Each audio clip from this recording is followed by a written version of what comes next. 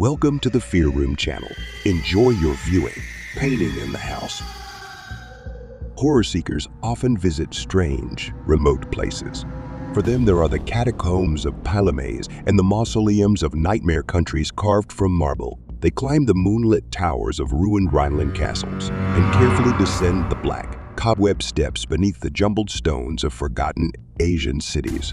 Their shrines are haunted forests and deserted mountains, and they wander near ominous monoliths on deserted islands. But the true Epicurean of horror, for whom a new rapture in unspeakable horror is the ultimate goal and meaning of existence, most of all honors the old, lonely farms in the wilderness of New England, because they're the dark elements of power, loneliness, grotesqueness, and ignorance merged together, giving rise to the highest degree of monstrosity.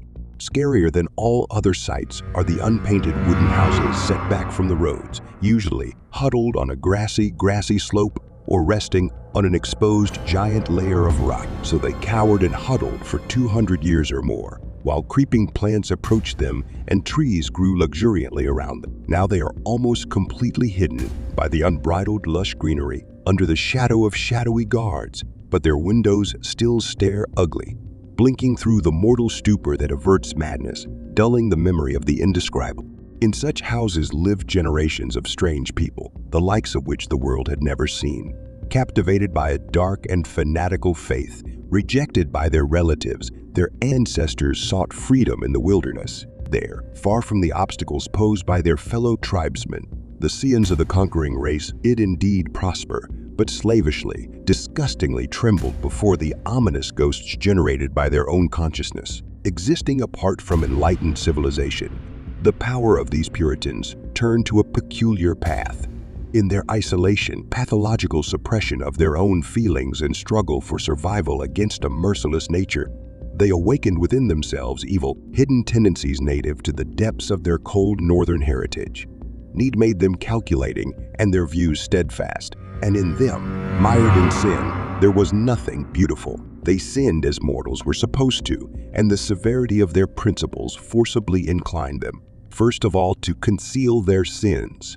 So they realized less and less what exactly they were hiding, only silent. Sleepy houses gaze out from the wilderness and can tell us what has been hidden in them since the beginning of time. But they are uncommunicative and reluctant to shake themselves from sleep, which helps them to forget. Sometimes you are inclined to think that demolishing these houses would be a good thing, since they often have. I was led to a building fitting this description one November day in 1896 by rain so cold and heavy that I would have preferred to take shelter anywhere rather than remain outside. I spent some time among the inhabitants of the Miskatonic River Valley in search of certain genealogical information. Since my path was winding, taking me away from civilization to hard-to-reach places, I considered it appropriate to use a bicycle despite the outcome of the autumn. I found myself on a road that looked deserted, taking it as a shortcut to Arkham. Bad weather found me far from the cities, and I saw no possibility of shelter except in a dilapidated, repulsive wooden building whose dim windows glimmered faintly between two huge bare elms at the foot of a rocky hill.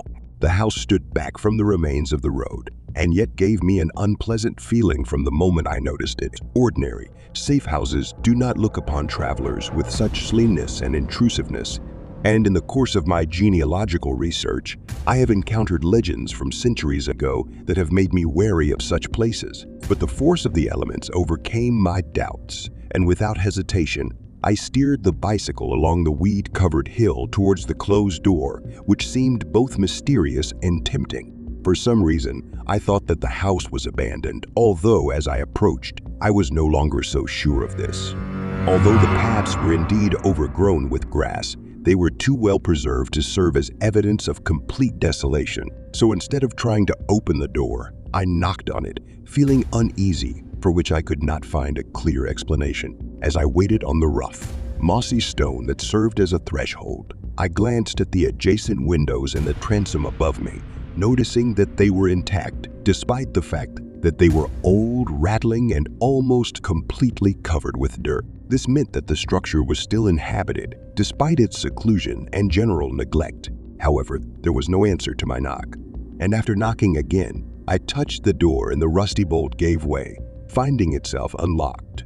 The door opened into a small hallway with walls from which the plaster was falling off, and a faint but surprisingly vile smell was felt. I walked in, brought my bike inside, and closed the door behind me. Ahead there was a narrow staircase leading up, on the side of which there was a small door, apparently leading to the basement, and to the left and right behind closed doors were the rooms of the first floor. Leaning my bike against the wall, I opened the door on the left, stepping into a low-ceilinged room where the only source of weak light came from dusty windows. It was furnished extremely simply, even primitively. It looked like it was a living room, as there was a table, several chairs, and a huge fireplace, above which an antique clock ticked on a shelf. Several books and newspapers were visible, but in the darkness, it was not easy for me to make out their names. I was attracted by the uniform aura of archaism that permeated everything I saw around me. In most houses in this area, I found many relics from the past, but here the stamp of antiquity lay on each of the objects. I could not find a single thing made after the Revolution.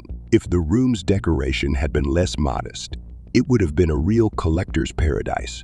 Inspecting this old-fashioned dwelling, I again felt the former hostility, first caused by the external wretchedness of the building. I could not understand what repelled and frightened me, but the general atmosphere suggested thoughts of unholy decrepitude, unsightly crudeness, and secrets that should be forgotten. I didn't want to sit down, and I wandered around the room, examining various objects. The first victim of my curiosity was a medium-sized book lying on the table.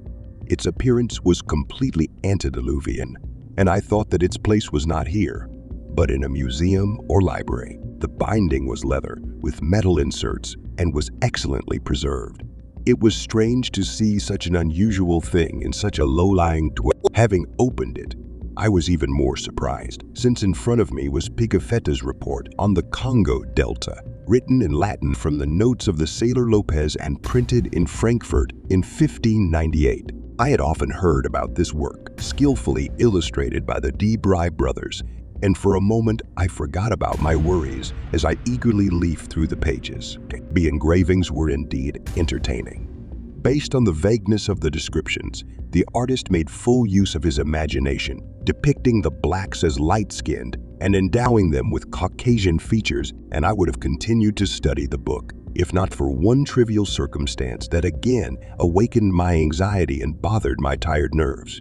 The book, with enviable tenacity, opened to the 12th print, where the butcher shop of the cannibals Nziku was depicted with disgusting passion. I was a little ashamed that such an insignificant thing could impress me, but still the engraving disturbed me, especially in connection with some passages where the gastronomic preferences of the Anzik were described. I turned to the next shelf, studying its meager literary contents. An 18th century Bible, The Pilgrim's Progress of the same period, illustrated with grotesque woodcuts and printed by the almanac compiler Isaiah Thomas. A damaged 2-volume Magnalia Christi Americana by Cotton Mather, and several other volumes, no less old. When suddenly my attention was attracted by the obvious sound of footsteps from the room above. At first I was numb with fear, but considering that no one answered my knock, I concluded that the one walking upstairs had just woken up from a sound sleep, and with much less amazement I listened as he descended the creaking stairs. The step was heavy, but surprisingly cautious, and the latter circumstance alarmed me much more. Entering the room, I closed the door behind me. After a moment of silence, someone must have been examining my bicycle in the hallway.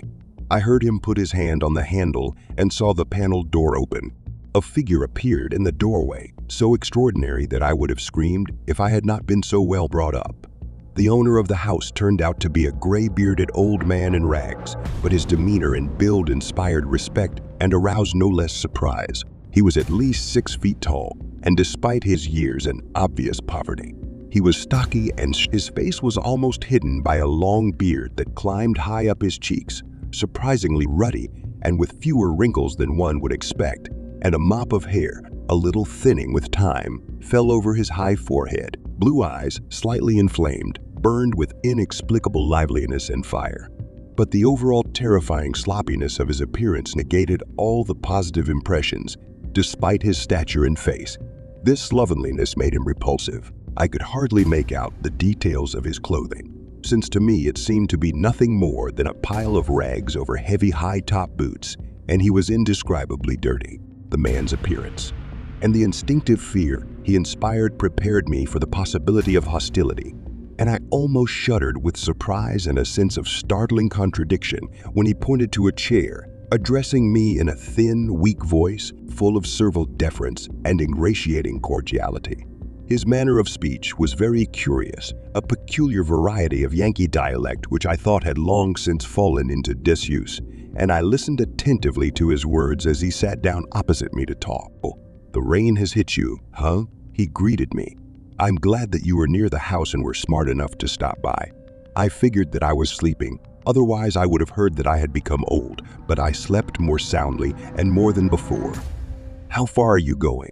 "Few people use this road since Arkham Station was closed." I replied that I was heading to Arkham and apologized for the sudden intrusion into his home, after which he immediately continued, "Thank you for watching. Please subscribe to our YouTube channel. We will be glad to see you again. Aha.